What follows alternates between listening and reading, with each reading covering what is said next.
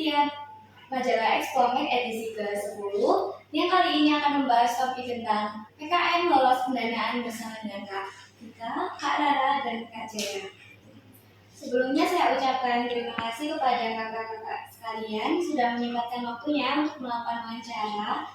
Baik, mungkin sebelum kita mulai pertanyaan pertama nih Kak, boleh dong perkenalan dulu dari kakak-kakaknya. Silakan. Oke, halo semuanya, aku Vika Erdina Zaro dari Pendidikan IPA Angkatan 22. Halo semuanya, aku Rahmania Aulia Zahra dari Pendidikan IPA Angkatan 22. Halo, aku Muhammad Rizal Jaya dari Pendidikan IPA Angkatan 22. Baik, langsung saja pertanyaan yang pertama nih Kak, boleh dong diceritakan berapa orang sih anggota dari tim kakak itu dan siapa saja yang tergabung di dalamnya? Oke, jadi awalnya kelompok atau tim kami itu merupakan terdiri dari 5 orang dan semuanya dari pendidikan IPA. Namun setelah konsultasi ada perubahan atau disarankan berubah ke ada 2 yang diganti. Jadi 3 tetap dari IPA dan lainnya dari fakultas lain. Itu karena merupakan salah satu syarat dari proposal. Kemudian balik lagi karena sudah pendanaan, maka disarankan itu kalau memang berat dari anggotanya bisa diganti. Baik, lalu untuk judul dan fokus dari PKM-nya kakak yang dijalankan tahun ini itu apa sih Kak? Baik, jadi untuk judulnya sendiri itu inovasi teknologi sensor krosis berbasis otomasi mandiri untuk pencegahan hama avifauna pada area pertanian. Nah, untuk PKM yang kami angkat sendiri itu masuk ke dalam KI atau karya inovatif yang mana fokusnya yaitu pada pencegahan hama buruk di daerah pertanian yang dapat dilakukan secara otomatis. Oke, lalu gimana sih Kak awal mulanya terbentuknya tim PKM-nya kakak hingga akhirnya bisa sampai mengajukan proposal dan lolos pendanaan gitu? Oke, jadi awalnya terbentuknya tim kami ini kan dari komunitas kuliah. Nah, itu karena kami awalnya prototype, terus karena sudah melakukan bimbingan berulang-ulang, kami disarankan KKI. Jadi udah dari itu, terus karena tadi seperti udah disampaikan oleh teman saya, itu kan harus dari prodi yang lain. Jadi kami cari 2 orang dari prodi lain biar lolos pendanaan. Baik, lalu proses apa saja yang sudah dijalani oleh tim kakak hingga akhirnya bisa sampai lolos pendanaan PKM di tahun ini Kak? Oke, jadi prosesnya cukup panjang ya. Jadi kita itu tipe mahasiswa yang menurut. Jadi ketika disuruh bimbingan kita bimbingan, ketika disuruh revisi ya revisi. Jadi setelah kita menjalani proses itu ternyata alhamdulillah kita dikasih rezeki lolos. Sebenarnya yang paling berperan penting dari kelolosan ini yaitu kakak PKM sendernya. Jadi tiap kami bimbingan itu selalu ada perbaikan ulangnya. Jadi itu yang menyebabkan lolos. Oke Kak, lalu untuk pembagian peran setiap anggota dalam tim itu mungkin bisa dijelaskan Kak pada program PKM-nya? Oke, jadi pembagian perannya itu cukup banyak ya. Tentu saya sebagai ketua mengkoordinir semuanya, menghandle, tapi tetap dibantu sama yang lainnya. Contoh seperti Rara ini berfokus di bab 1 dan juga ketika itu juga dari kedua prodi lainnya ini kurang. Jadi ya kurang lebih untuk proposal kita lebih ke 3 orang seperti itu. Dan untuk bimbingannya kita bergantian karena kita juga ada KM dan semester ini jadi harusnya gantian. Lalu untuk tantangan yang paling berat yang dirasakan oleh timnya kakak selama proses penyusunan hingga pelaksanaan PKM itu bagaimana? Tantangan yang paling berat itu mungkin membagi waktunya ya, karena kami KM jadi pagi sampai sore belajar, pulangnya nanti di luaran. Luarnya juga banyak, ada produk, ada dokumen teknis, ada laporan kewajiban, laporan akhir. Mungkin aku juga menambahin ya. Kalau menurut aku pribadi untuk yang tingkat kesulitan dalam PKM ini tuh termasuk juga karena kita harus mempelajari hal-hal semacam robot-robotan, karena KI itu kan lebih ke arah robot. Sedangkan kita di PIPA ini cenderung belajar ya tentang alam, kemudian tentang perhitungan kadang, jarang sekali untuk mempelajari soal robot-robot, kemudian alat-alat penyusunnya. Nah, menurut aku itu juga lumayan tantangan. Mereka. Jadi kan tadi sempat disinggung untuk yang pembagian waktunya itu kan susah. Lalu bagaimana sih cara dari timnya kakak itu membagi waktu antara kuliah, organisasi mungkin, dan kegiatan PKM? Jadi ya kita ngeluangin waktu sebisa mungkin nih.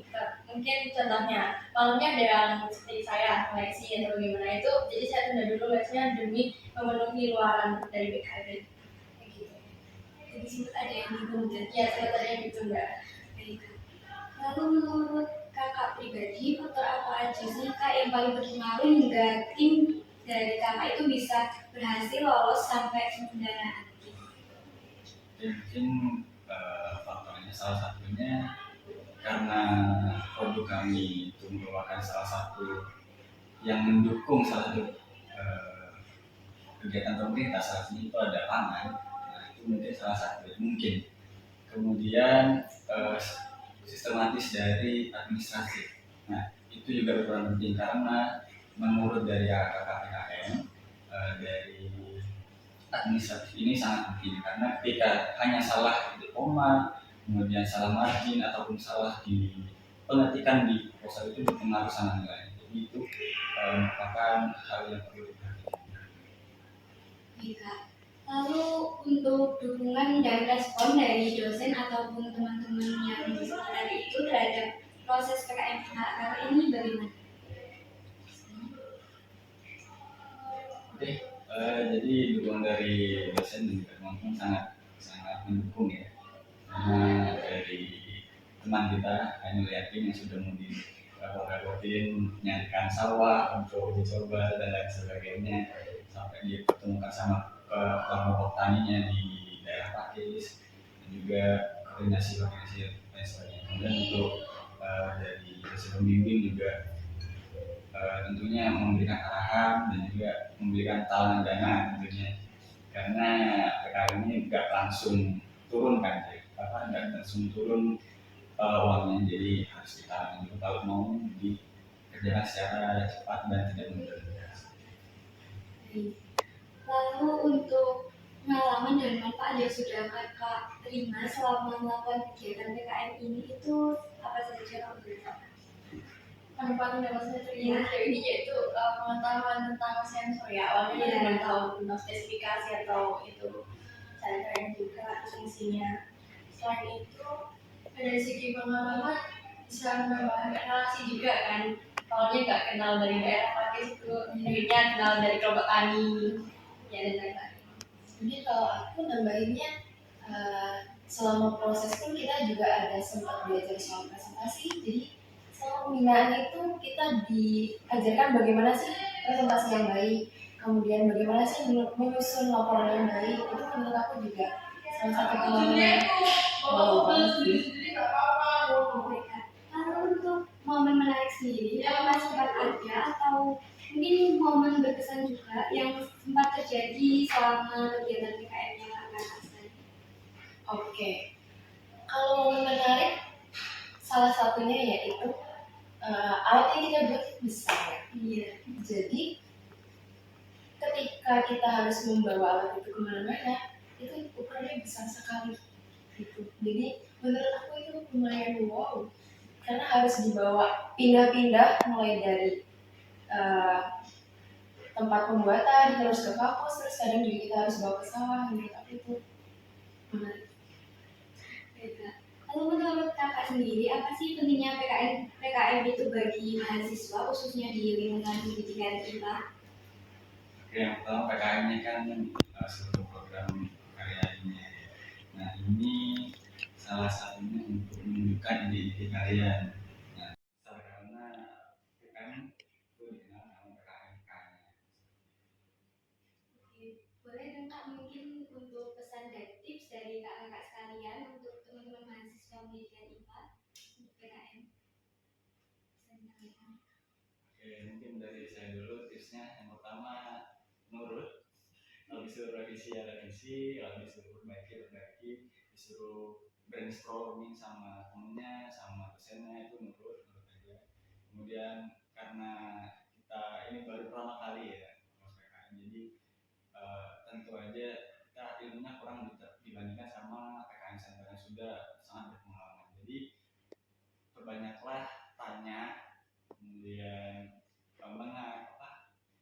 mengambil ilmu dari dosen, dari PKN center itu sangat bagus. Kalau aku sendiri pribadi itu effortnya harus gak main-main ya, karena sejauh ini yang effort hanya yang dari prodi kami sendiri, yang prodi lainnya kurang effort dan jadi masih ada kan komunikasi itu tentang alat dan lain-lain. Kalau dari aku mungkin yang pertama kali adalah coba dulu ya. Kalian harus percaya diri buat mencoba. Ide apapun itu pasti ada kreatifnya, pasti ada apanya ya. Bisa dikembangkan lah. Jadi sayang sekali kalau misalkan kalian punya ide tapi kalian takut untuk mencoba. Jadi bisa mulai dari coba dulu. Oke, keren sekali Kak. Lalu untuk yang terakhir nih Kak, boleh dong dari kakak sekalian untuk menyampaikan closing statement untuk membaca majalah edisi kelas 10 kita. Oke, silakan. Proses statementnya diwakili satu orang aja ya Kak? Baik. Ketua kami aja. Lebih baik yang presentasi, karena yang presentasi lebih keluar auranya. Oke, mungkin dari closingnya saya bacakan aja di PPT yang terakhir ya. Iya. Jadi kita tidak bisa menentukan waktu, musim, atau perubahan, tapi kita bisa memilih bagaimana meresponnya dengan ilmu, dengan yang baik, dan dengan solusi yang memberi manfaat, bukan hanya sekedar kemajuan. Wah, luar biasa sekali Kak. Baik, mungkin cukup sekian untuk wawancara